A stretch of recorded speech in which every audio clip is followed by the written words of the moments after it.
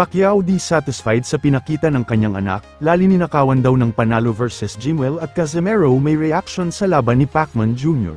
So una sa mga balitang boxing na maraming fans ang naniniwalang talo si Jimwell laban kay Lali, at lalo lamang itong tumibay nang mapansin ang halatang pag-aalala ni Jinky Pacquiao habang nanunood.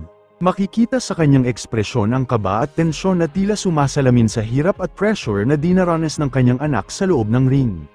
Dahil dito ay mabilis na nagkaroon ng mainit na talakayan sa social media tungkol sa tunay na kahandaan ni Jimwell at kung ano ang magiging kinabukasan niya sa mundo ng boxing. Sa kaugnay na balita na pagkatapos ideklara ng ring announcer ang majority draw sa unang professional fight ni Jimwell laban kay Brendan Lally, agad na sumabog ang sari-saring emosyon sa buong arena. Ramdam ang tensyon na naipon mula sa bawat round.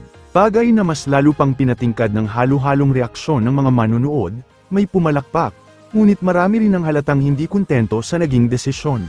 Bagamat ipinakita ni Jimwell ang magandang timing at kumpiyansa sa loob ng ring ay hindi rin nagpahuli ang kanyang kalaban.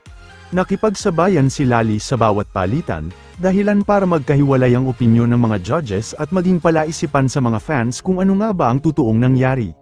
Samantala, kahit ipinahayag ni Manny Pacquiao ang kanyang pagiging proud sa professional debut ng anak, hindi rin maitago ang kanyang pagkadismaya sa naging performance ni Jimwell. Ayon kay Manny, siya mismo ang tatutok sa training ng kanyang anak upang maitama ang mga kakulangan, isang bagay na hindi niya ginawa noon habang mino-monitor ang laban ni Eman Bacosa.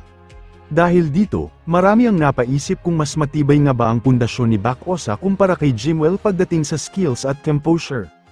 Sa huling balita ay nagbigay naman ng komento si Cuadro Alas, na kilala sa pagiging diretsahan at walang preno kung magsalita, tungkol sa kung paano talaga gumagana ang mundo ng professional boxing.